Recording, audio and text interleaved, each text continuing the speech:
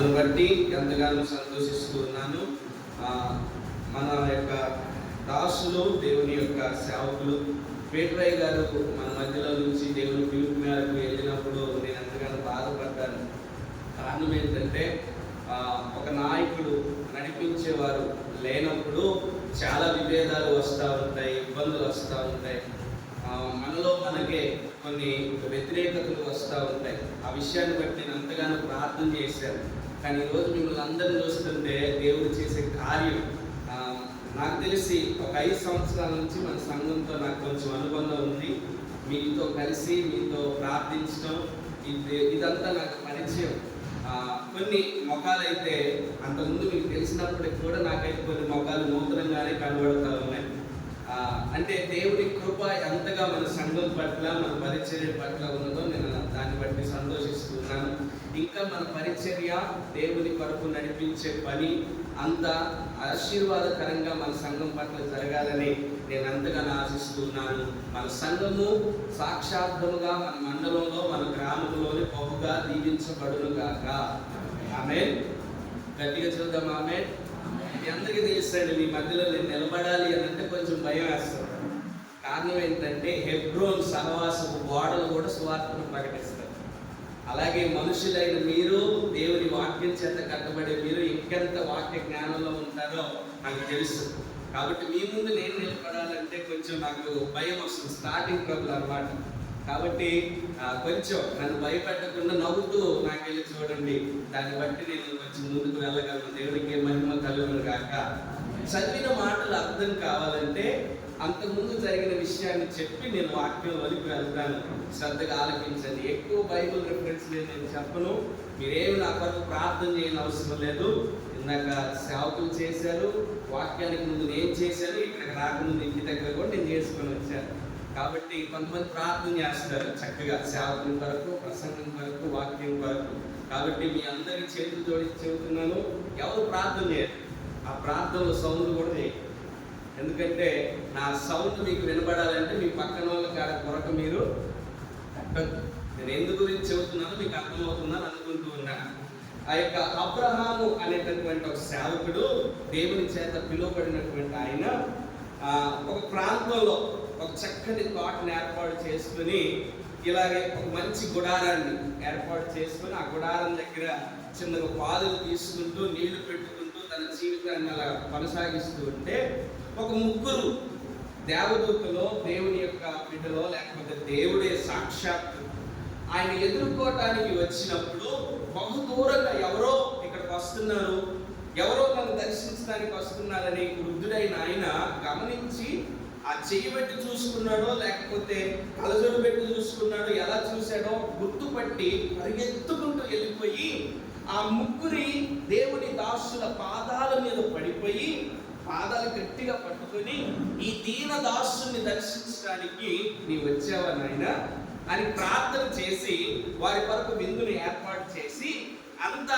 ఆహారమును సిద్ధపరిచి అంతా అయిపోయిన తర్వాత వాళ్ళు చెబుతూ ఉన్నారు, అయ్యా మేము ఇక్కడికి ఎందుకు వచ్చామంటే నిన్ను దర్శించాలనే ఉద్దేశం మాకు ఉన్నప్పటికీ మేము వచ్చిన పని వేరేది, మేము కూనుకున్న పని వేరేది. ఏంటయ్యా మీరు ఏ నిమిత్తం ఇక్కడికి వచ్చారనంటే, ఇదిగో ఈ ప్రాంతానికి ఈ దిక్కును చూస్తే సొదొమ గొమొర అనే ఒక ప్రాంతం మాకు కనబడ్డది. ఆ ప్రాంతంలో మేము ఒక లెవెల్, ఒక కొలత లేకపోతే ఒక స్కేల్ మేము పెట్టినప్పుడు వారి పాపం కానీ చేసే పనులు కానీ ఒక పీక్కి వెళ్ళిపోయాయి, ఒక దశకి వెళ్ళిపోయాయి. భరించలేనటువంటి దారుణాలు అక్కడ మేము చూసాం. ఆ యొక్క పరిస్థితిని మేము గమనించినప్పుడు మేము తీసుకున్న నిర్ణయం ఏంటంటే, మేము ఆ ప్రాంతాన్ని నాశనం చేయాలని నిర్ణయం తీసుకున్నాం. వెళ్ళే దారిలో నువ్వు ఉన్నావు కదా, మా దాసుడివి, భక్తిపరుడివి, శ్రేష్టమైన నీతిమంతుడు, నిన్ను కలిసి పలకరించి వెళ్దామని ఇక్కడికి వచ్చామనంటే వెంటనే అబ్రహాంకి అర్థమైంది, ఆ ప్రాంతంలో ఎవరున్నాడు, చుట్టం ఉన్నాడు, తెలిసినోడు ఉన్నాడు, పరిచయస్తుడు ఉన్నాడు. మరి అక్కడికి వెళ్ళి నాశనం చేస్తే వీడు కూడా, ఎంత గొడవలు వచ్చినా, మనస్పర్ధలు వచ్చి విడిపోయినా కానీ ఎంతైనా రక్త సంబంధం అనే కదండి. అన్న చెల్లెలకి గొడవలు వచ్చిన, అన్నదమ్ములకు గొడవ వచ్చిన ఆ మధ్యలోకి ఎవరు బాగూడదు. భార్య భర్తల మధ్యలో గొడవలు వచ్చిన ఆ మధ్యలోకి ఎవరు ఎప్పటికైనా ఏ టయానికైనా వాళ్ళు అవును కదా. ఈ అబ్రహాం కూడా అదే మనసులో ఆలోచిస్తూ పాదాలు పట్టుకొని బతిలాడుకుంటా ఉన్నాడు. ఏమనంటే, అయ్యా అక్కడ ఒక 50 మంది ఉంటే క్షమించి వెళ్ళిపోతావా అని అంటే ఆయన అన్నాడు, ఓకే చేస్తాను, నీకు నాకు పరిచయాన్ని బట్టి నీ కోసం నేను ఏదన్నా చేస్తానంటే అబ్రహాంకు డౌట్ వచ్చేసి అక్కడ 50 మంది లేకపోతే 45 మెంబర్స్ కొంచెం డిస్కౌంట్ ఇప్పుడు ఒక 5 తగ్గారనుకో ఏమన్నా ఇబ్బంది కలగకుండా కాపాడుతావు అంటే ఓకే నీకోసం నేను మళ్ళీ డౌట్ వచ్చి ఆయన అనుకుంటూ తిట్టుకుంటూ అయ్యా నేను కూలిని, నేను పాపాత్ముని, ఇందాక ఆరాధన చేసిన చాలా మంది అంటా ఉన్నారు, నేను ఇది అని అన్నీ అనుకుంటూ పాదాలు పట్టుకొని ఇంకొక 5 తగ్గితే 35 ఆ 30 అని డిస్కౌంట్ల మీద బేరాలు ఆడుతూ ఉన్నాయి. ఆడుకుంటూ ఒక 10 మంది ఉంటే దేవునికి అర్థమైపోయి అంటున్నాడు, మాట్లాడుకున్న అక్కడి నుంచి. ఉద్దేశం ఏంటి? అబ్రహాము మనసులో ఎవరున్నారు? లోతు ఉన్నాడు. కాబట్టి వాడిని, ఆయన కుటుంబాన్ని కాపాడితే నా దాసుడు సంతోషిస్తాడని అర్థమైపోయి అక్కడి నుంచి ఆ ఇంటికి వెళ్ళిపోయి వారితో, ఆ కుటుంబ సభ్యులతో, యజమానుడైన లోతుతో దేవుడు మాట్లాడుతూ ఉన్న మాటనే మనం చదివాం. ఏమని? లోతు, ఇదిగో నువ్వు తడువు చేయక నీ బిడ్డల్ని, నీ యొక్క ఎవరైతే నీ కుటుంబం అనుకుంటున్నావో వాళ్ళందరినీ తీసుకొని నువ్వు బయటికి ఈ ప్రాంతాన్ని వదిలి, నేను ఏమన్నా వేరే పుస్తకంలో నేను చదువుతున్నాను, ఇప్పుడు అక్కడ చదువుతున్నారు, మళ్ళీ ఒకసారి చదువుతారు ఆ మాటని. 15వ వచ్చి తెల్లవారినప్పుడు ఆ దూతలు లోతును త్వరపెట్టి, లెమ్మో ఈ ఊరి దోష శిక్షలు నశించిపోకుండా మీరు మీ కుటుంబం చదువుతారు, నీ భార్యను నీ కుమార్తెల్ని తీసుకొని రమ్మని చెప్పాడు. జాగ్రత్తగా లోతు ఏం చేశాడట? తడువు చేసాడు. తడువు చేయడం అంటే అర్థం ఏంటి? దూతలు ఏమంటున్నారు? త్వరపడి. లోతు ఏం చేస్తున్నాడు? తడువు చేశాడు. క్రైస్తవ జీవితంలో యేసు ప్రభువుని అంగీకరించిన మన జీవితంలో చాలా విషయాలు త్వరపడతా ఉంటారు. ఈ యొక్క ఊరికి బహుశా మేము శుక్రవారం రోజున వచ్చామనుకుంటా.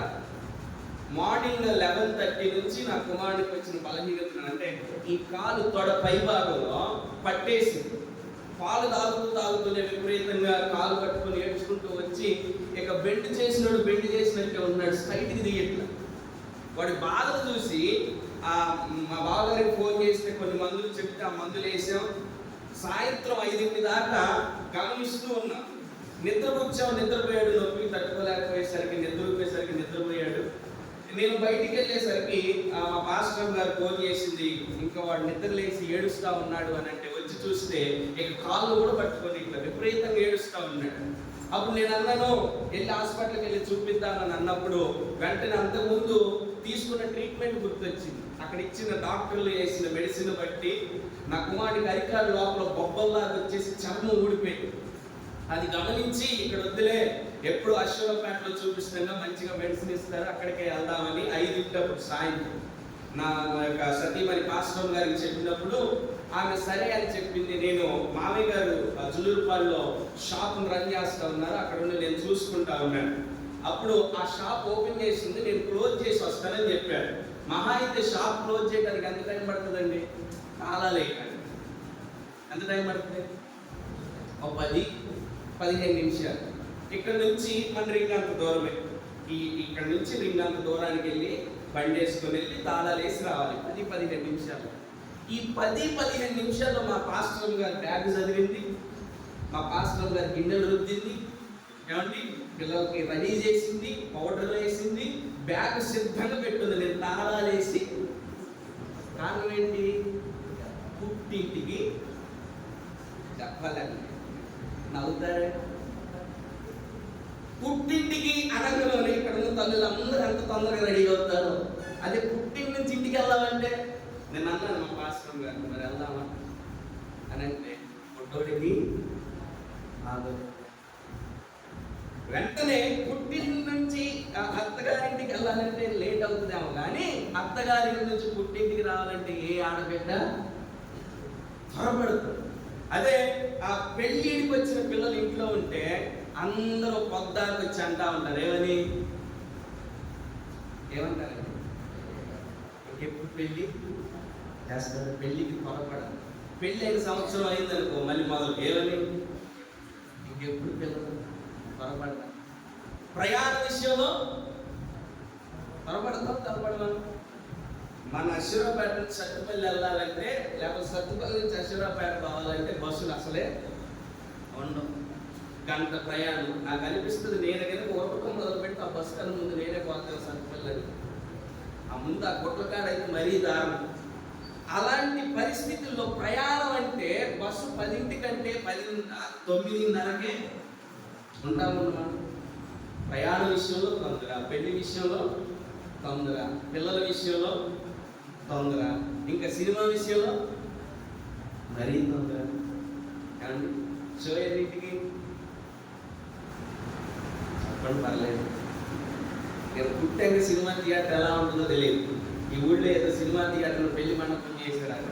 ఎవరన్నా పెళ్లి మండపానికి పాటిస్తారేమని చూస్తున్నా, లోన్ ఎక్కడ చూద్దాం అని ఎవరు చేయట్లా. నేను అన్నాను, మా బావ పెళ్ళి ఆడే చేద్దాం అనుకుంటున్నాను.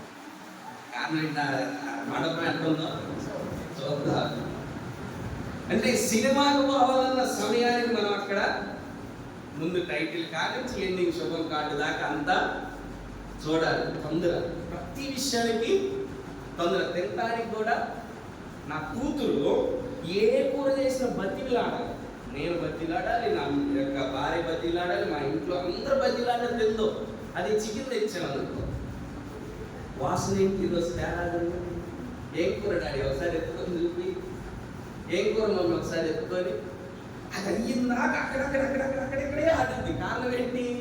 తొందర, త్వరగా చికెన్ తినాలి.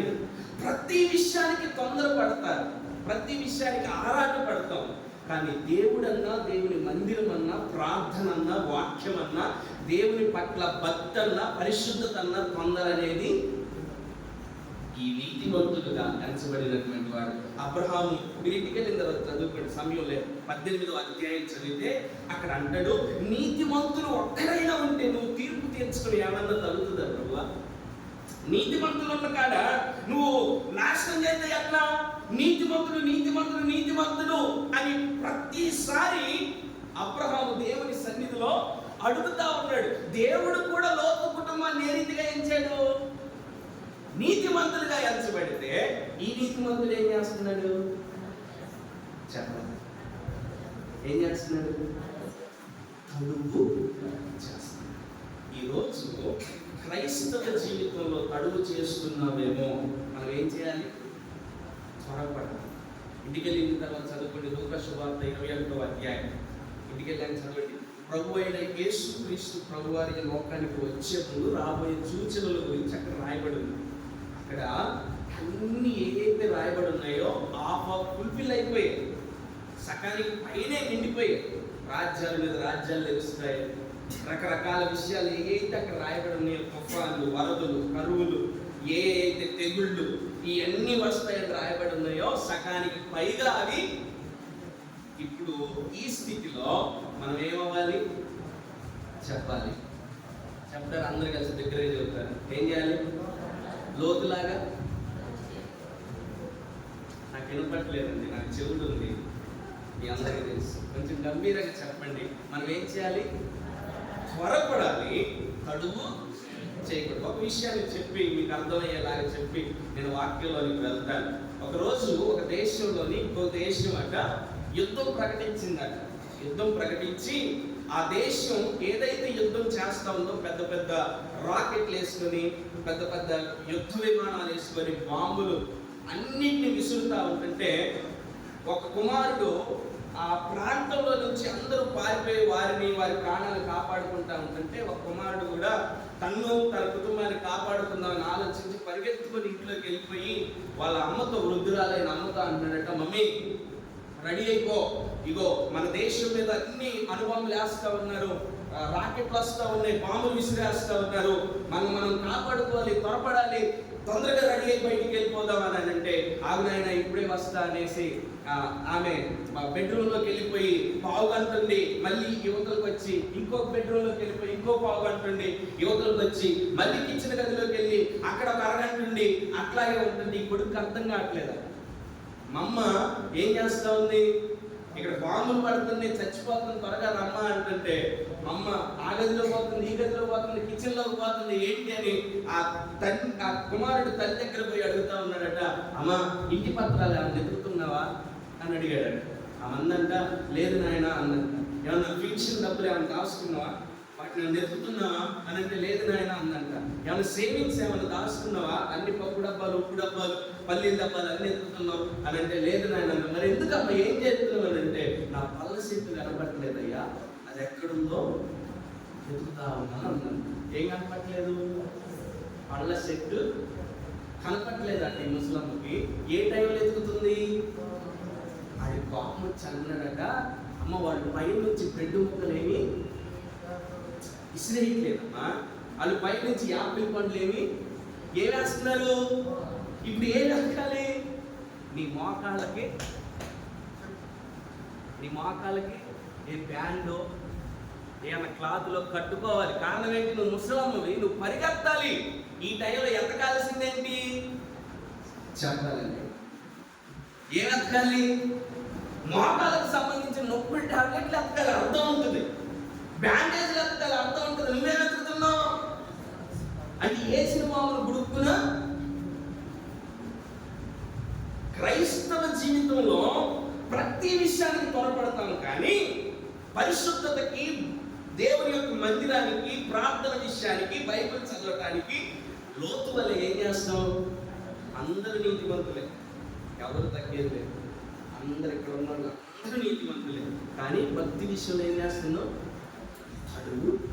ఈ అంత్యకాలంలో గడువు చేసే క్రైస్తవ జీవితంలో కలిగి ఉండగా ఈ యొక్క లోతులు ఏ రీతిగా అయితే దేవదూతులు, దేవుని దాసులు, దేవుని యొక్క సైనికులైన దేవాతి దేవుడు ఏ రీతిగా అయితే త్వరపడి రమ్మని చెబుతా ఉన్నాడో, ఈరోజు క్రైస్తవ స్థితిలో మనం అందరం కూడా భక్తి విషయంలో త్వరపడదుము కాక. కారణం ఏంటంటే అంత్యకాలంలో ఉన్నాం. ఏ రోజు ఏమి సంభవిస్తుంది ఎవరికి తెలియట్లేదు. ఏ రీతిగా ప్రళయాలు వస్తున్నాయి ఎవరికి అర్థం కావట్లేదు. ఏ రీతిగా విపత్తులు వస్తున్నాయి ఎవరికి తెలియట్లేదు.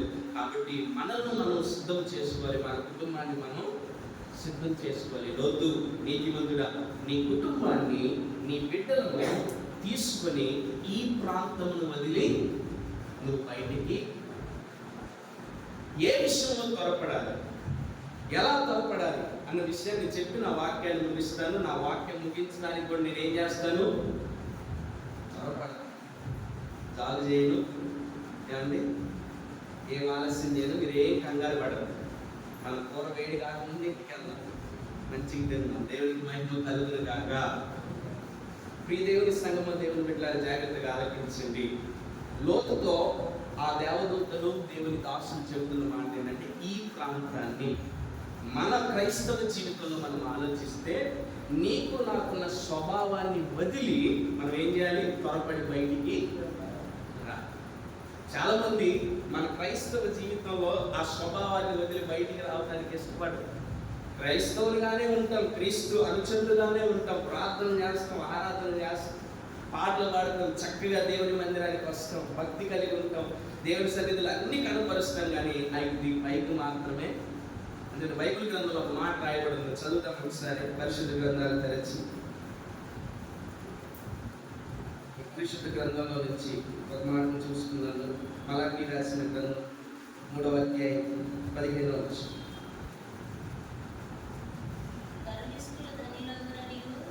మలాకి 3:15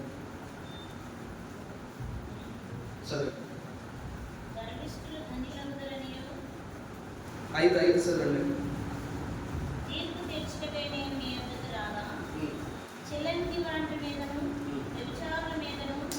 అప్రమాణికుల మీదను నాకు భయపడక వారి భూమి విషయంలో కూలివారిని, ఎదుగరాండును, తండ్రి లేని వారిని నాగబెట్టి పరదేశులకు అన్యాయం చేయవారి మీదను దృఢంగా సాక్ష్యం పలుకుతాను.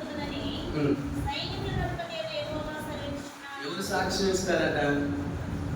చెప్పాలి. హలో, ఎవరు సాక్ష్యం ఇస్తారట?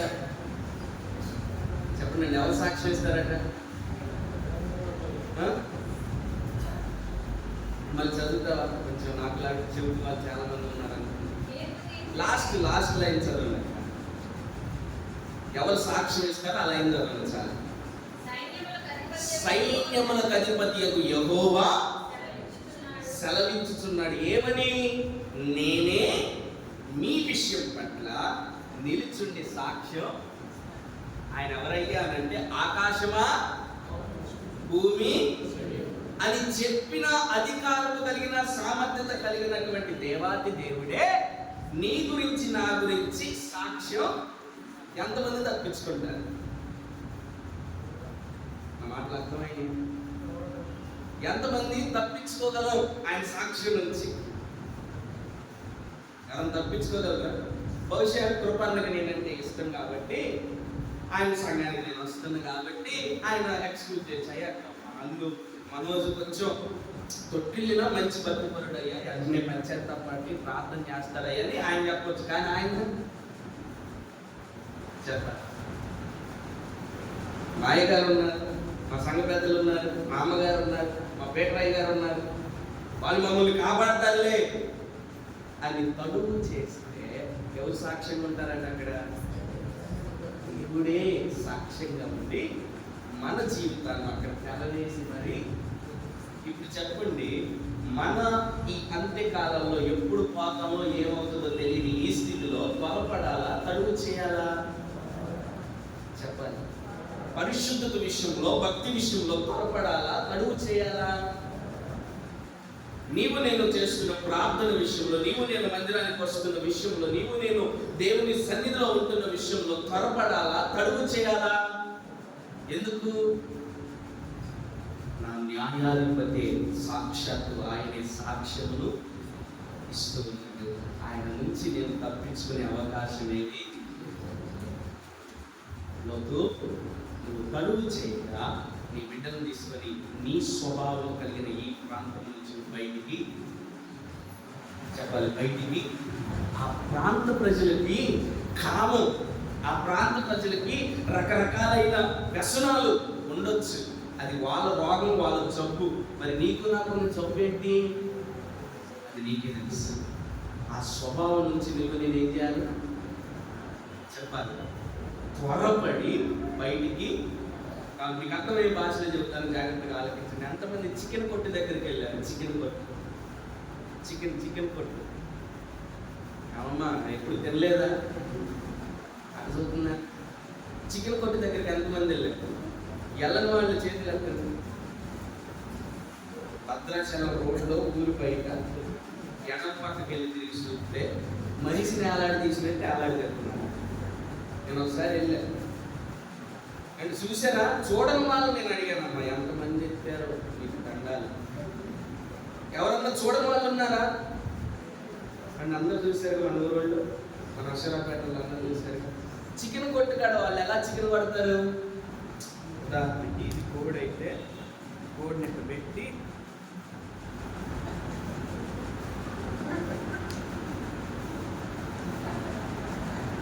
ఇట్లే కంటే కోసి ఇచ్చేది మన అక్షరాపేటలో.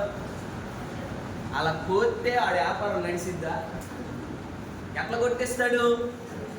కొడితే తల ఒక పక్కకి, మొండెం ఒక పక్కకి, రెక్కలు ఒక పక్కకి, కాళ్ళు ఒకటే దెబ్బ. మళ్ళీ కొడతాడా? మళ్ళీ పోతాడా? దాన్ని ఏం చేస్తాడు? కొడితే రెండు ఇడిపోతే ఇడిపోవా? తడువు చేస్తాడా? మృదువుగా చేస్తాడా? కానీ క్రైస్తవ జీవితంలో మనం చేసేది ఏంటంటే, భక్తి విషయంలో, లేకపోతే దేవుడు అంటే భయపడే విషయంలో, పరిశుద్ధత విషయంలో చేసే పని అదే. మృదువుగా డీల్ చేస్తాం. దైవ సేవకుల ద్వారా ఇక్కడ దేవుడు నిలబెట్టుకొని తన దాసునితో మాట్లాడుతున్నప్పుడు అది నిన్ను ఖండించినా, నిన్ను గాయపరిచినా, నిన్ను నొప్పిపరిచినా, ఏ రకమైన అది నీకు మంచిదే, మేలే. దాన్ని నువ్వు తడువు చేయొద్దు. కారణం ఏంటి? ఆయన త్వరగా వస్తూ ఉన్నాడు. ఆయన ఉగ్రత మన మీదకి, మన ప్రాంతం మీదకి, మన కుటుంబం మీదకి రాకముందే మనం ఏం చేయాలి? ఆ స్వభావాన్ని వదిలి బయటికి తడువు చేయొద్దు. క్రైస్తవునిగా ఉన్నటువంటి మన జీవితాల్లో దేవుని దాసునిగా ఆత్మ ప్రేరణతో చెప్పే మాట ఏంటంటే, తడువు చేస్తున్న భక్తి కలిగినటువంటి వారు ఎవరైనా దేవుని సన్నిధిలో ఉంటే ఇప్పుడే ఈ క్షణమే తడువు చేయక నీ స్వభావాన్ని వదిలి బయటికి. నీతిమంతుడే లోతు, దేవుని చేత ఏర్పాటు చేయబడిన వాడే లోతు. అబ్రహాము వారసత్వం, అబ్రహాము కలిగిన ఆశీర్వాదంలోని పాలిభాగస్తులైన వాడే, దేవుని సన్నిధిలోని బ్రతిమాలుకున్నటువంటి గొప్ప పరుడే. కానీ దేవుడు చెప్పిన మాటకి తడువు చేస్తున్నాడు. ఈరోజు దేవుని వాక్యం ఒక్కసారి విన్నావా నువ్వు? కాదు. 2 సార్లు విన్నావా? కాదు. 3 సార్లు విన్నావా? ఇక్కడ నిలబడి వాక్యం చెప్పి ఈ సేవకులు 1-2 సార్లే చెప్పారా? బహుశా నుంచి ఎన్ని వందల వాక్యాలు విన్నావో. పోయిన వారం మా సంఘంలో నేను చెప్పాను, క్రైస్తవుని సంఘాల్లో, మందిరాల్లోని ఘోరమైన విషయం ఏంటయ్యా అనంటే, సేవకులు లేకపోవటం కాదండి, లేకపోతే ఇలా బయట నుంచి ఎవరో వచ్చి వాక్యం చెప్పకపోవటం కాదట, బైబిల్ గ్రంథాలు లేకపోవటం కాదట, పాఠ పుస్తకాలు లేకపోవటం కాదట, చెప్పిన వాక్యం వినకుండా ఉండే విశ్వాసులు ఉన్నారు కాదు. వాక్యం ఇక్కడ చెప్పబడతా ఉంటుంటే ఆ వాక్యం వినకుండా ఉండటాన్ని బట్టే ఘోరంగా సంఘాలు ఉన్నాయి, దారుణంగా సంఘాలు ఉన్నాయి. ఈరోజు ఒక అన్యుడు బయట దేవుని సాక్ష్యాన్ని పోగొట్టట్లేదు. వారు దేవుని చేత సృజించబడిన వారే అన్యులుగా జీవిస్తున్నారని వారి విషయం పట్ల బాధపడిన అవసరం లేదు. నేను చాలాసార్లు చెప్పాను, గాబ్రియల్ అని పేరు పెట్టుకుని, దేవదూత పేరు పెట్టుకుని గాడిదలాగా బతికే వాళ్ళకి వచ్చిన మంది ఉన్నారు. సుబ్బారావు అని పేరు పెట్టుకుని అన్యులుగా జీవించే వాళ్ళు శుభ్రంగా జీవిస్తూ ఉన్నారు. కానీ క్రైస్తవునిగా జాబు చేస్తూ, తడువు చేస్తూ, భక్తి విషయంలో, పరిశుద్ధత విషయంలో, దేవుని విషయంలో జాబు చేసే భక్తి కలిగి, నీతిమంతులని ఒక కప్పు వేసుకొని, పరిశుద్ధులని ఒక కప్పు వేసుకొని, విశ్వాసి అని కప్పు వేసుకొని, మందిరానికి వెళ్ళే వాళ్ళని కప్పు వేసుకొని, ప్రధాన మంచి పేరు కలిగిన సంఘం అని కప్పు వేసుకొని నటించే భక్తి కలిగిన వారు ఎవరైనా ఇక్కడ ఉంటే తడువు చేయగా నీ స్వభావాన్ని వదిలి బయటికి. మొట్టమొదటి విషయంలో, ఏ విషయంలో నేను త్వరపడాలి అంటే, నా స్వభావాన్ని వదిలి బయటికి వచ్చే విషయంలో నేను త్వరపడాలి. ఏ స్వభావం ఉంది నాకు అంటే, ఒక మాట రాయబడింది, చదువుతారా? పరిశుద్ధ గ్రంథంలో నుంచి కొలస్సీలకు రాసిన పత్రిక 5వ అధ్యాయం 8వ వచనం. కొలస్సీలకు రాసిన పత్రిక 3వ అధ్యాయం. ఇప్పుడైతే మీరు ఇప్పుడు అంటే ఎప్పుడు? ప్రజెంట్ ఉన్న ఈ సిచ్యువేషన్లో లెక్క పెట్టుకోండి, ఏళ్ళతో లెక్క పెట్టుకోండి. అక్కడ చక్కగా చదివింది, జాగ్రత్తగా చదవండి. ఇప్పుడైతే మీరు కోపం, ఆగ్రహం, దుష్టత్వము, దూషణ, మీ నోట బూతులు అని వీటన్నిటినీ ఏం చేయాలి? కోట కత్తి తీసుకొని తలొక పక్క వండాం. ఏటిని చెప్పాలండి? దేని లేదా? ఇప్పుడైతే ఎప్పుడు? ఇంతకు ఆరాధన చేసినప్పుడు, పోయిన ఆదివారం బల తీసుకున్నప్పుడు, దాసుల చేత వాక్యం వినేటప్పుడు, ఇలా క్రైస్తవ జీవితాన్ని కలిగినప్పుడు ఇప్పుడైతే మనలో ఏముందంట? కోపం, ఆగ్రహం. ఆగ్రహం అంటే ఏమిటి? ఎప్పుడు దొరుకుతాను? ఆ రోజు నన్ను అన్నమాట నేను మర్చిపోను. ఏదన్నా జరగకూడదు ఏమన్నారు ఆయన. కారణం ఏంటి? ఆయన నన్ను అన్నమాట దేవుడు. నాకు యాక్సిడెంట్ అయిందండి, మీ అందరికీ తెలుసు. యాక్సిడెంట్ అయినప్పుడు చాలామంది గొప్ప సేవకులు నేను అంత అభిమానించేవాళ్ళు, వాళ్ళందరూ మీరు పాపం చేసిన అందుకే నీకు ఇది జరిగింది. నేను అనుకున్నాను, నా ఎడలో దేవుని కృప ఉంది కాబట్టి నేను బతికాను అనుకుంటున్నాను. నేను పాపం ఆ యాక్సిడెంట్ అవడానికి ముందే దేవుడు నాకు దర్శనం ఇచ్చాడు, పూర్తిగా పరిచర్యలోకి రావడానికి. దర్శనం కొరకు ఉపవాసం అని ప్రార్థన చేస్తుంటే సాయంత్రం వాడి ప్లాన్లో వాడు నన్ను వేసేయాలని చూశాడు. కానీ దేవుని కృప నన్ను చిన్న గాయం కూడా కాకుండా దేవుడు నన్ను బ్రతికించుకున్నాడు. దాని విషయం పట్ల నేను సంతోషించి దేవుడిని ఆరాధిస్తుంటే, మిగిలిన వాళ్ళు ఏంటి? ఏదో చేసింది. కాబట్టి ఈ కీడు మరి యేసు ప్రభు ఏం చేసి ఉందని సిలువ వేశారు అని తెలియకట్టు. దేవుని కార్యాభివృద్ధిపై మన జీవితాలు కొన్ని జరుగుతాయి. దాని విషయం పట్ల మనం యోబు ఏ కీడు చేసి ఉండొచ్చు, ఏ పాపం చేసి ఉండొచ్చు. యోబు గురించి సాక్షాత్తు దేవుడే పరలోకంలో సాక్ష్యం ఇచ్చాడు. నాట్ ఆన్ ద ఎర్త్, భూమి మీద కాదండి, పరలోకంలోనే దేవుడి సాక్ష్యం. మరి నేనేం తప్పు చేశాను అని ఎవరో బాధపడినవారు అనవసరం. దేవుడు తన కార్యాన్ని జరిగించడానికి కొన్ని సమస్యలు, కొన్ని పరీక్షలు మన జీవితంలోనికి ఆయన తీసుకొస్తారు. Don't worry for. నేను చెప్పే ఉద్దేశం ఏంటంటే, మనలో ఏ కోపమైనా, ఏ ఆగ్రహమైనా, ఏ దూషణైనా, ఏ బూతులైనా, ఏమైనా ఇంకా లోపల ఉంటే మనం ఏం చేయాలి? కలువు చేయగా విసర్జించాలి. విసర్జించడం అంటే అక్కడికక్కడే వదిలేసి బయటికి. ఈరోజు దేవుడు మనందరితో చెప్పే మాట ఏంటంటే త్వరపడాలి. ఏ విషయంలో?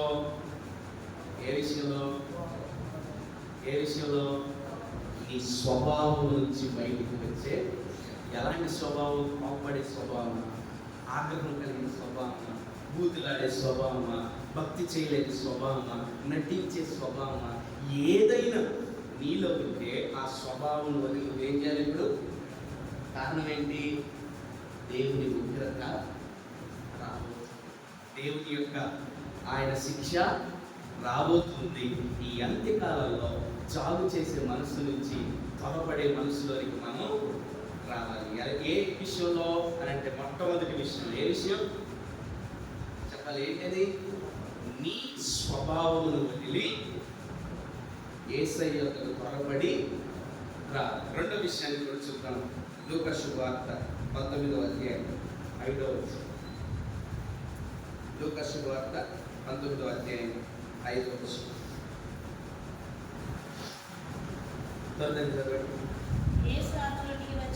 యేసు ఆ చోటికి వచ్చినప్పుడు కన్నులెత్తి చూచి, త్వరగా దిగుము, నేను నీ ఇంట ఉండవలసి ఉన్నదని అతనితో చెప్పారు. చాలు. యేసుక్రీస్తు ప్రభువారు జక్కయ్యతో చెబుతా ఉన్నాడు. ఏమని? జక్కయ్య త్వరగా. ఇదేం కొత్త స్టోరీ కాదు. కింద సండే స్కూల్ జరుగుతుంది, అక్కడికి వెళ్ళి అడిగినా పిల్లలు చక్కగా మనందరికి అర్థమయ్యే రీతిలో చెబుతారు. యేసయ్య వస్తున్నాడని. ఒక పొట్టు అయినా యేసయ్యను చూడలేని స్థితిలో ఉన్నప్పుడు ఆయన ఒక చెట్టు ఎక్కారు. ఎక్కితే అక్కడికే యేసయ్య వచ్చేవన్నాడు, జక్కయ్య త్వరగా. మనలో మనం మాట్లాడుతున్నాం. 10 నిమిషాలు బైబిల్ని అట్లా వచ్చి మనలో మనం మాట్లాడుతున్నాం. జక్కయ్య స్థితి ఏంటి చెప్పాలి? జక్కయ్య ఫిజికల్ స్ట్రక్చర్ ఏంటి చెప్పండి. పొట్టోడు కదా. మా మందిరం వెనుక ఫెన్సింగ్, చుట్టూ ఫెన్సింగ్ ఉంటుంది. ఆ మందిరం వెనుక ఒక ఇల్లు ఉంటుంది. ఆ ఇంట్లో బాబు పుట్టాడు. ఆ బాబుకి ఇప్పుడు ఇంచుమించుగా 25 నుంచి 30 సంవత్సరాల మధ్యలో ఉంటుంది. ఆ అబ్బాయి ఆడు ఈ ఐడే ఉంటాడు. అక్కడి నుంచి ఇక్కడ వరకే ఉంటాడు. మందిరంలోని మైక్లో పాటలు పెట్టినా, లేకపోతే ప్రార్థన జరుగుతున్నా ఆ సౌండ్ వాళ్ళకి వినపడి వెంటనే ఫెన్సింగ్లో నుంచి దూరి వస్తాడు. వచ్చి ఇలా అందరం పాటలు పాడుతుంటే మొదటి దగ్గర నుండి వాడు చేతులు ఊపటము, కాళ్ళు ఊపటము అన్నీ చేస్తూ ఉంటాడు. ఈ జక్కయ్య విషయానికి వచ్చినప్పుడు నాకు ఆడే గుర్తు వస్తాడు. ఆ ఫెన్సింగ్ దూరటానికి అది అంతా ఉండదు. ఫెన్సింగ్ ఎంత ఉంటుంది? ఇంచుమించు వాడు 15-20 నిమిషాలు కష్టపడతాడు అక్కడ దూరటానికి. కారణం ఏంటంటే అది చిన్నదైనా కానీ వాడి కాళ్ళకి అది పెద్దది. నా చిన్నతనంలో కొంచెం స్కూల్ లెవెల్ అలా చదువుకునేటప్పుడు హాలిడేస్ ఇచ్చినప్పుడు మా అమ్మమ్మ గారి ఊరు వెళ్ళేవాడిని, విశ్వనాథపేట. అక్కడికి వెళ్ళినప్పుడు మా మేనమామలు అందరూ కలిసి అందరూ వచ్చేవాడిని. అక్కడ మామిడికాయలు, అలాగే ముంజికాయలు, ఈత పళ్ళు ఈ ఫేమస్ అక్కడ ఎక్కువగా ఉంటాయి, మీ అందరికీ తెలుసు. మా మామయ్య వాళ్ళు అందరూ అంటారు సరదాగా వెళ్ళి ముంజికాయలు అలా తీసుకొని కోసుకొని తినొద్దామంటే వాళ్ళతో కలిసి వెళ్ళినప్పుడు మా మామయ్య వాళ్ళు అందరూ చెట్టు ఎక్కేవారు. అలా నేను ఇంటర్ 10th ఆ లెవెల్కి వచ్చేసరికి నాకున్న ఇంటికి నేను కొంచెం పెద్దవాళ్ళలాగే ఉండేవాడిని. మా మామయ్యలు నాకు చూడటానికి ఇంతే ఉండేవారు. వాళ్ళు ఫాస్ట్గా చెట్టు ఎక్కుతా ఉంటుంటే వాళ్ళని చూసి నేను అనుకునేవాడిని, నేనుకున్న హైట్కి నాకున్న పర్సనాలిటీకి ఈజీగా నేను చెట్టు ఎక్కొచ్చని మా మామయ్యని అడిగాను. మా మామయ్య అన్నాడు, ఇదిగో నున్నగా ఉన్న చెట్టు ఎక్కడం అంటే కొంచెం కష్టం, స్టార్టింగ్లో ఏ చెట్టు ఎక్కాలి, మట్లున్న చెట్టు అయితే కాలు పెట్టుకొని పట్టుకొని ఎక్కడానికి ఈజీగా ఉంటుందంటే ఒకసారి ట్రై చేసి ఒక 2 అడుగులు ఎక్కేసరికి నాకు అర్థమైంది నా వల్ల కాదనేసి కిందికి దిగిపోయి నాకున్న హైట్కి నాకున్న స్ట్రక్చర్కి. నేను కనుక చెట్టును పట్టుకుంటే ఈజీగా ఎక్కేయగలను, కానీ నా వల్ల ఇప్పుడు చక్కని ఆలోచిస్తే చక్కగా ఉన్న హైట్ ఎంత చెప్పాలంటే ఆ హైట్కి ఆ వేటికి ఆయన ఎంత సుఖపడతాడంటే ఆయనకున్న డబ్బు కూర్చొని బిర్యానీలు, మంచి నాన్ వెజ్ ఫుడ్, పొట్టోళ్ళకి పట్టు ఎక్కువ ఉంటుందా ఉండదు, ఎప్పుడు చూసారా? వాళ్ళు ఉంటారు కుక్కి పెట్టినటువంటి బియ్యం ఒడ్లు బత్తాల్లాగా ఉంటారు. గమనించండి, ఎవరు వీళ్ళు ఎవరు నాకు లేదు బాధ, మీరందరూ అందంగా ఉన్నారు, చాలా వాళ్ళు అలా ఉంటారు కదా. ఆయన కష్టపడి ఎలాగలాగ ఎక్కేసి కూర్చున్నాడు, సెటిల్ అయిపోయాడు. మంచిగా కాళ్ళు వేసుకొని చేతులు పట్టుకొని సెటిల్ అయిపోయి చూద్దామని వస్తుంటే ఏసయ్య చేయమన్నాడు. ఎటకారంగా లేదా? పొట్టోడయ్యండి కష్టపడి పైకి ఎక్కితే ఏసయ్య ఏమంటున్నాడు, వల్ల అవుతా కుదిరిద్దా, మళ్ళీ దిగి రావాలంటే ఎంత బాగా కష్టపడాలి. ఎక్కడానికి ఎక్కాం, ఒకసారి దిగటం, నాకు నిచ్చెన ఎక్కడం వచ్చు, దిగటం రాదు. ఎంత కష్టపడతానంటే కింద మా నాన్న పట్టుకొని పైన కుర్రోళ్ళు పట్టుకోవాలి, పడదు. కానీ నాలో ఇప్పుడు ఎక్కడానికి ఎక్కాడు పొట్టోడు, యేసయ్య త్వరగా అన్నాడు కానీ చిన్నగా దిగిరా అట్లా ఏమన్నాడు. ఇప్పుడు ఎంత దిగాలి, కింద పడితే ఒకవేళ రాకుంటొద్దామా ఒళ్ళంతా అవుతామట. దేవుడు ఏమంటున్నాడు, చక్కయ్య ఏం చేశాడు సార్, ఇది మనకు చదవట్లేదు సార్, ఇది మనకు చదవండి. అతడు త్వరగా, ఒకసారి ఆలోచించింది, నా నడుములు ఇరిగిపోయినా, నా కాళ్ళు ఇరిగిపోయినా, నా చేతులు ఇరిగిపోయినా, నా ఒళ్ళు కొట్టుకుపోయినా, ఒకవేళ పడి చచ్చిపోయినా, నా యేసయ్య ఆయన ఉన్న చోటుకి నేను చక్కగా ఉన్నత స్థితిలో ఉన్నాడండి, మంచి హైట్లో ఉన్నాడండి, సెటిల్ అయిపోయాడండి. ఆయన అక్కడ ఎవరు లేదు, చక్కగా ఉన్న చోటున నేను. ఈరోజు క్రైస్తవులో మందిరానికి వచ్చే విషయంలో సెటిల్ అయిపోయి ఉంటున్నాం, భక్తి విషయంలో, ప్రార్థన విషయంలో కంఫర్ట్ జోన్ చూసుకుంటున్నాం, కానీ అక్కడ ఎవరు లేరు.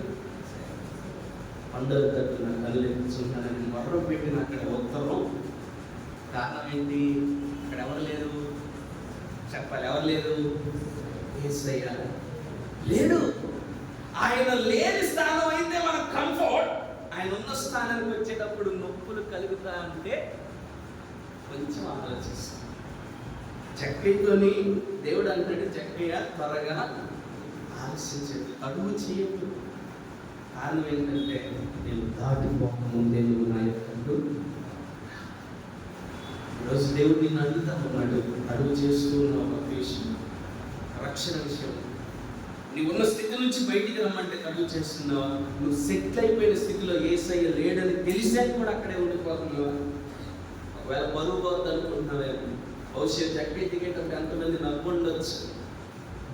యేసయ్య స్థితిలోనికి, యేసయ్య ఉన్న స్థానానికి వచ్చినప్పుడు నిన్ను చూసి నీ బంధువులు నవ్వుతారేమో, నీ స్నేహితులు నవ్వుతారేమో, నీ తోబుట్టు వాళ్ళు నవ్వుతారేమో, నీ భర్త నవ్వుతారేమో, నీ భార్య నవ్వుతారేమో, లేకపోతే నీ కుమార్తెలు నవ్వుతారేమో. Don't care. నీ యేసయ్య ఉన్న స్థానానికి దిగిరా, ఎంత బాధ కలిగిన నో ప్రాబ్లం. రక్షణ సాక్షాత్ క్రీస్తు ప్రభువారే నీ ఇంటిలో నివాసం చేయునుగాక. ఎప్పుడు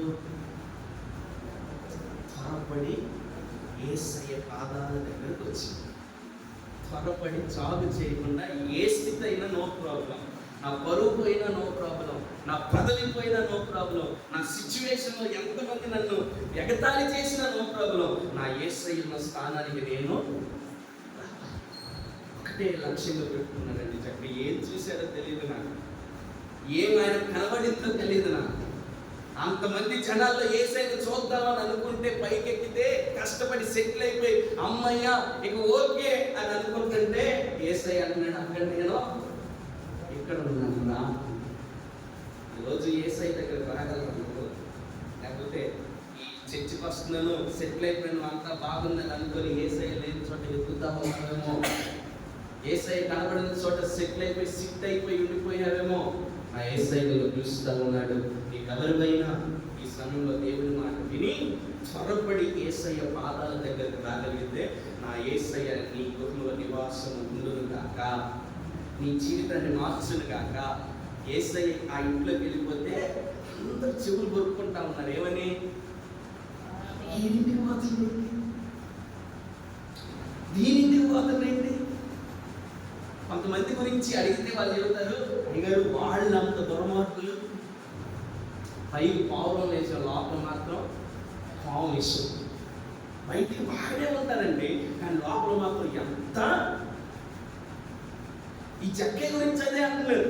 ఇంటికి వచ్చి డబ్బులు శిస్తు అడిగినప్పుడు, అయ్యారు అయ్యా అయ్యా నీ కాలు మొక్కుతయ్యా అని బాగానే గౌరవిస్తారు. ఆయన గుమ్మం దాటగానే ఇది పాడా అంటారా? ఇది ఎన్నడు, ఇది ఎప్పుడు నాశనం అయిపోతాడు అని అడిగిన వారు తప్ప జక్కేను మెచ్చుకున్నాడు ఎవడు? కానీ యేసయ్య అన్నాడు, నీ ఇంట్లో నేను ఉండాలనుకుంటున్నాను. నేను లోపలికి పోతే జక్కే కంగారు కంగారుగా అడవులు చేస్తూ ఆ పొట్టి కాళ్ళతో ఆ పొట్టి దేహంతో ఇల్లు అంతా గుండ్రాయిలా తిరుగుతాను అంటే అందరూ అంటున్నారు, ఈ ఇంటికి పోయాడేంటి పరిశుద్ధుడు, ఏ జీవితం పోయాడేంటి పరిశుద్ధుడు. నువ్వు అనుకోవచ్చు, నీ భార్య నీ భర్త నీ బిడ్డలు నీ అన్నవారే నిన్ను హేళనగా చేసిన నీ ఇంట్లో నా దేవుడు ఉండాలని ఆశపడుతున్నాడు, నీ జీవితంలో నా దేవుడు ఉండాలని ఆశపడుతున్నాడు. నీ పేరు ఎంత ఖరీదైనా నో ప్రాబ్లం, నా పరిశుద్ధుడు నీతో నివాసం చేయాలని స్నేహం చేయాలని ఇష్టపడి ఆయన మనసారా నిన్ను అడుగుతున్న మాట ఏంటంటే, త్వరపడి నా దగ్గరికి, నేను లేని చోట్ల నువ్వు పరితపించు, నేను లేని ప్రదేశంలో నువ్వు నన్ను వెతక్కు, నేనున్న స్థానంలోనికి నువ్వు త్వరపడి. ఒకవేళ క్రైస్తవ జీవితం కలిగిన మనం యేసయ్యను ఎక్కడ వెతుకుతున్నామో, యేసయ్యను ఎక్కడ మనం తిరుగుతా ఉన్నామో ఒకసారి ఆలోచించాలి. చక్కేలాగా సెటిల్ అయిపోదాం అనుకుంటున్నావా, లేకపోతే ఆ స్థితి వదిలేసి నా యేసయ్య కొరకు త్వరపడి వద్దామని ఆశపడతా ఉన్నావా? రెండు, ఒకటేమో నీ స్వభావాన్ని వదిలి నువ్వు త్వరపడి బయటికి రావాలి. రెండు, నీకు ఉన్నటువంటి స్థానం ఏదైతే ఉందో అక్కడ యేసు లేడని నువ్వు గమనిస్తే అది ఏ స్థితి అయినా వదిలిపెట్టి నువ్వు రావాలి. అలా వచ్చుకుని బట్టి యేసయ్యే నీ ఇంట్లో నివాసము చేస్తాడు. మూడో విషయాన్ని కూడా చూసుకొని ప్రార్థన చేసుకున్నాం, సమయం అవుతా ఉన్నది కనుక పరిశుద్ధ గ్రంథాలను తెరచి అపోస్తుల కార్యాలు 22వ అధ్యాయం 16వ వచనం. అపోస్తుల కార్యాలు 22వ అధ్యాయం 16వ వచనం చదువుతున్నాను, జాగ్రత్తగా ఆలకించండి. కనుక నీవు తడుము చేయుట లేచి ఆయన నామమును బట్టి ప్రార్థన చేసి బాప్తిస్మం పొంది చాలు. ఏమంటా ఉన్నారు? ఎవరితో అంటా ఉన్నారంటే, పౌలు అనేటటువంటి గొప్ప సేవకుడు మనందరికీ తెలుసు. ఆయన సౌలుగా ఉన్నప్పుడు యేసయ్యను అంగీకరించి ఆయన్ని మనసారా ఆరాధించే వాళ్ళని వేసేద్దామని శాసనం తీసుకొని కత్తి పట్టుకొని గుర్రం మీద వెళ్తా ఉంటుంటే ఆయన్ని దేవుడు దర్శించి పట్టుకొని మాట్లాడి ఆయనకి కనుదృష్టిని అంధత్వాన్ని కలుగ చేసి ప్రార్థనలో 3 రోజులు ఉపవాసం ఉంచి ఆయనతో గడిపే సమయాన్ని ఇస్తే 3 రోజులు తిండి లేక నీళ్లు లేక ఏమీ లేకుండా ఒకటే మూలుగుడు ఒకటే ప్రార్థన చేసి ఉంటే ఒక సేవకుని ఆయన దగ్గరికి పంపించాడు.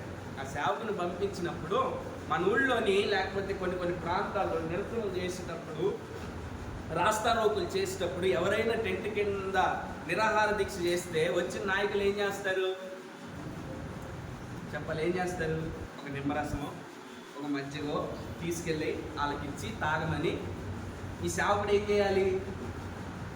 దేవుడు చెప్పాడు, ఆయన ప్రార్థన నేను ఆలకించానయ్యా, ఆయన నా పాత్రగా వాడబడతాడు, ఆయన అధికారులు ఎదుట అందరి ఎదుట నా కొరకై ఒక సైనికుడిగా ఒక గొప్ప యోధుడిగా ఉంటాడు, వెళ్ళి ఆ మాట చెప్పి ఆయన పరిచర్యకి అప్పచెప్పు అని చెబితే ఏనేమన్నాడు?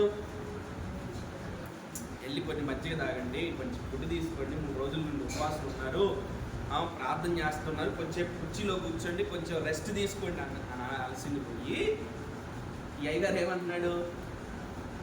ఎందుకు ఆలస్యం చేస్తున్నావు? ఎందుకు తడువు చేస్తున్నావు? తక్షణమే వెళ్ళి నువ్వు బాప్తీసం విషయంలో తడువు చేసే ఆలోచన ఎవరికి ఉండకూడదు. మనందరికీ ఈ బైబిల్లోని అందరూ చెప్పే విషయం ఏంటంటే, అయ్యా సిలువలో యేసుక్రీస్తు ప్రభువారు బట్టి దొంగ బాప్తీసం తీసుకున్నాడా? ఆయన పరలోకం వెళ్ళలేదా? ఆయన క్రీస్తు ప్రభువారికి అప్పటికప్పుడే నేడు నీవు నాతో పరదేశంలో ఉండు అని గొప్ప సాక్ష్యంలో పొందలేదా? నాకు అప్పుడే ఏమైంది? బాప్తీసం తీసుకుంటే ఆయనే బాప్తీసం తీసుకోకుండా పరలోకానికి వెళ్తే మరి నేను తీసుకోవాలా అని అడిగితే నేను ఒక ప్రశ్న వేయాలని ఆశపడుతూ ఉన్నాను. ఇప్పుడు మనందరం డాక్టర్ గారి దగ్గరికి వెళ్తాం కదండి. డాక్టర్ గారి దగ్గరికి వెళ్ళిన తర్వాత ఆయన మన బలహీనతను ఆలోచించి కనుక్కొని ఆయన అంత టెస్టులు చేసి రక్త పరీక్షలు, ఎక్స్రేలు, స్కానింగ్లు అన్నీ చేయించి ఒక మెడిసిన్ ఇస్తాడు, ఒక మందులు ఇస్తాడు. ఆయన ఇచ్చిన తర్వాత అమ్మ ఇది ఉదయం, సాయంత్రం, మధ్యాహ్నం రకరకాలుగా చెప్పి వేసుకో అని చెప్పిన తర్వాత చేతులు పట్టుకొని ఇవి వేసుకోకపోతే ఏంటట? ఇచ్చిన మందుల్ని చేతిలో పట్టుకొని ఇవి వేసుకోకపోతే ఏంటట అని డాక్టర్ గారిని అడిగితే ఏంటి? బస్ ఎక్కి కండక్టర్ వచ్చి టికెట్ తీసుకోవాలంటే తీసుకోకపోతే ఏంటట అంటే అప్పుడు కండక్టర్ గారు ఏమంటారు? స్కూల్ కాలేజీలకి వెళ్తున్నారా? అయిపోయినాయి మీ చదువులు? వెళ్తున్నారా? కాలేజీకి వెళ్తున్నారా? అయిపోయినాయి, పూర్తిగా అయిపోయినాయి. వెళ్ళినప్పుడు మీ టీచర్లో, ప్రొఫెసర్లో స్టాండప్ అని అంటే నుంచోపోతే ఏంటట? వాళ్ళ టీచర్లు నిలబడండి అని చెబితే నిలబడకపోతే ఏంటట అని అన్నారు అనుకో, ఏమైంది? ఆ మాటలు అర్థమవుతున్నాయా? ఇప్పుడు క్రీస్తు ప్రభువారు మాదిరా, సిలువలో దొంగ మాదిరా? చెప్పరే అండి. యేసు ప్రభువారు నీకు నాకు మాదిరా, సిలువలో దొంగ మనకు మాదిరా? ఇప్పుడు యేసయ్య ఏం చేశాడు? మరి నువ్వు నేను దొంగను చూసి ఆయన బాప్తీసం తీసుకున్నాడా? ఆయన తీసుకోలేదుగా. నాకు ఇప్పుడే వయసు ఏమో అయింది. ఇక్కడ సేవకుడు అంటున్నాడు, అయ్యా నువ్వు జాగు, నువ్వు ఆలస్యం, నువ్వు తక్షణమే బాప్తీసం తీసుకోవాలి. కారణం ఏంటి? ఈ లోకము అంతములోనికి, ఈ లోకము నాశనములోనికి వచ్చినది. కాబట్టి ఈ దేవుని బిడ్డలారా, నీవు నేను క్రీస్తు ప్రభువారిని అంగీకరించాక, మారు మనసు పొందాక, దేవుని సన్నిధిలో ప్రార్థన చేశాక తీసుకోవాల్సిన తీర్మానం ఏంటి? బాప్తీసం.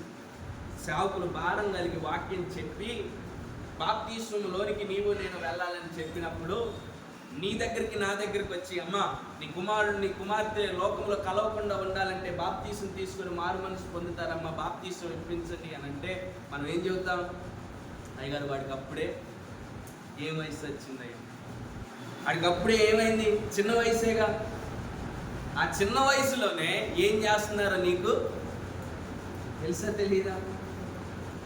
ఎలా ఈ లోకం పాడవుతుందో నీకు తెలుసా తెలీదా? మా ఊళ్ళో నా కుమారుడికి పాలు తీసుకొద్దామని పాల కేంద్రం కాడికి వెళ్తే వాడికి బహుశా నాకు తెలిసి 11-12 సంవత్సరాలు ఉంటాయి అంతే. ఆ పాల కేంద్రం ఆయనకు ఒక చిన్న బడ్డీ కొట్టు ఉంది. ఆయన ఆ బాబు ఒక నిమిషం ఉండండి, ఈ అబ్బాయికి ఏదో కావాలంటే నేను అనుకున్నాను వాడు ఆయన అల్లమో లేకపోతే ఎల్లిపాయలో లేకపోతే ఇంట్లో కాసిన తాలింపు గింజలో అడుగుతాడని నేను దోస్తుంటే వాడు అన్నాడు, అన్న ప్యాకెట్. ఇప్పుడు 11-12 సంవత్సరాలు ఉంటాయి. నాకు అర్థం కాలేదు. ఆయన అన్నాడు, అయ్యా ఇక్కడ అమ్మకూడదు, మేము అమ్మట్లేదు అని అంటే వెళ్ళిపోయిన తర్వాత నాకు డౌట్ వచ్చాడు కానీ అన్న వాడు ఏదో ప్యాకెట్ అడిగాడు, నువ్వేమో లేదన్నావు అంటే ఆయన అన్నాడు, ఇంకో కైనీ ప్యాకెట్లు ఉంటాయిగా ఆ ప్యాకెట్ అడుగుతున్నాడు.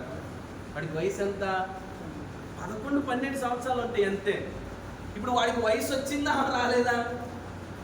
అక్కడ ఉండదు.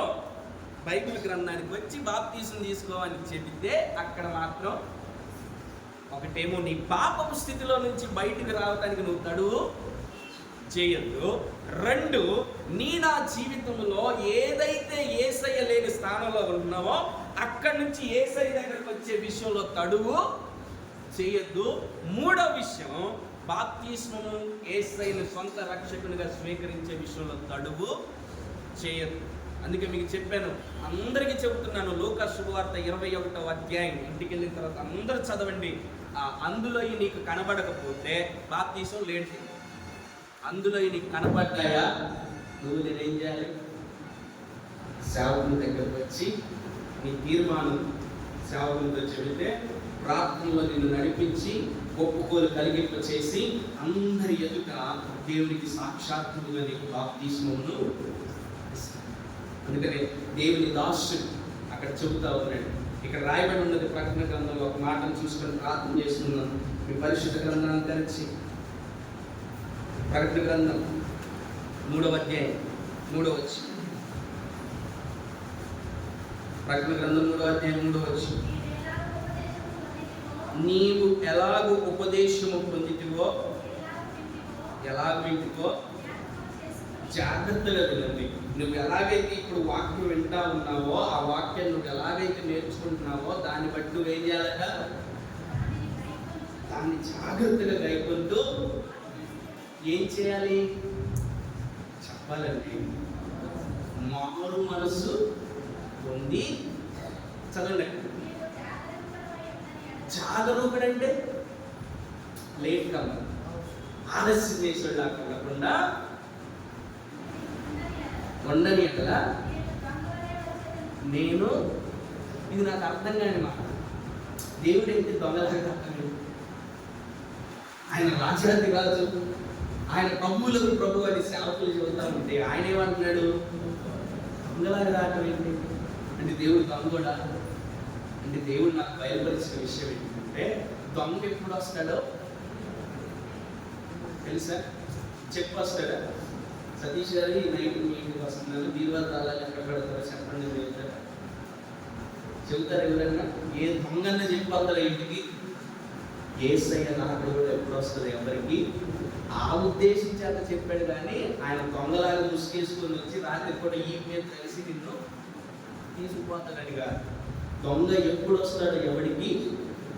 యేసయ్య ఎప్పుడు వస్తాడో ఈ లోకంలో ఎవరికి? ఆయన వచ్చినప్పుడు మాత్రం సూచనలు, ఆయన రానున్న టైంలో జరిగే విషయాలు ఆయన బయలుపరిచాడు. అవి జరుగుతా ఉన్నాయి, జరిగిపోయాయి కూడా చాలా విషయాలు. కాబట్టి ఈ అంత్యకాలంలో నీవు నేను ఏం జవాబు చెప్పాలో తెలుసా? చివరి అధ్యాయం చివరి వచనానికి ముందు వచ్చిన ఒకసారి చదువుతారా? ప్రకటన గ్రంథం 22. ఈ సంగతుల గురించి సాక్ష్యం ఇచ్చేవాడు ఎవరు? దేవాది దేవుడు సాక్ష్యం ఇచ్చేటటువంటి ఆయన. ఈ మాటలు, ఈ దర్శనం చూస్తున్న యామోనయ్య గారితో చెబుతా ఉంటే ఏమని చెబుతా ఉన్నాడక్క? ఇదిగో నేను త్వరగా వచ్చుచూ ఉన్నాను అని చెప్పినప్పుడు ఈ సేవకుడు ఏమన్నాడు? ప్రభు అయిన యేసు చెప్పాలి. ఇప్పుడు చెప్తాను, ఇదిగో నేను త్వరగా వచ్చుచున్నానండి. ఎంతమంది ధైర్యంగా చెప్పగలరు? ప్రభు అయిన యేసు ఎంతమంది చెబుతారు? ఇక వచ్చారు వాక్యం అవసరం కాదు, ఆ దమ్ము ఉంటే. మందిరానికి రానవసరం వల్ల బలదు పాలిభాగస్తులు అయ్యే అవసరం ఆ దమ్ము ఉంటే. కానీ మరి ఇన్ని సంవత్సరాల నుంచి, ఇన్ని ఏళ్ళ నుంచి ఎంతమంది సేవకుల్ని ఎంత రీతిగా దేవుడు మనం నడిపిస్తాడంటే if there is no change, పరిపక్వ దశ మనలో లేకపోతే, సెటిల్ అయిపోయి స్థిరపడిపోయి అక్కడే ఉంటానని అంటే యేసయ్య లేకపోతే ప్రయోజనం ఏమన్నా ఉంటుందండి. ఇందాక ఆ తండ్రి గారు ఒక మాట చూపించారు. ఆ ఏప్రిల్ రాసిన పత్రిక 11వ అధ్యాయం చదవనవసరం లేదు. ఆ అధ్యాయంలో రాయబడి ఉంటుంది, క్రీస్తు ప్రభు వారట నీకు నాకు దేవుని మధ్యలో ఒక అడ్డు తెరగా ఉన్నాడు. అడ్డు తెరగా. ఈ మాట చెప్పి నేను వాక్యాన్ని ముగిస్తాను. బైబిల్ కూడా మూసేస్తున్నాను, కంగారు ఏం పడవద్దు. కాబట్టి జాగ్రత్తగా ఆలోచించండి. నా కుమారుడు కానీ నా కుమార్తె కానీ నేను ఎక్కువ చేసుకోను, ముందుగా ప్రేమగా చూస్తాను. వాళ్ళు పీక్స్ దాటారనుకో ఖచ్చితంగా వాత పడింది. మ్యాక్సిమం నేను కొట్టను, కానీ ప్రతి విషయంలో మా పాస్టర్ గారు మాత్రం ఒక సురుకు. కారణం ఏంటంటే పనులు చేయాలి, ఇంట్లో అన్నీ శుభ్రపరచాలి. ఈ టైంలో వీళ్ళు చిరాకు పెట్టారంటే కోపం రావడం సహజం. కాబట్టి వాళ్ళు గద్దించింది కొట్టడానికి ప్రయత్నం చేసిన వాళ్ళందరూ ఏం చేస్తారు తెలుసా, వెంటనే వచ్చి నా వెనక. ఇప్పుడు నా కొడుకు ఒకటి నేర్చాడు, నన్ను చూడగానే ఎట్ట అంటున్నాడు.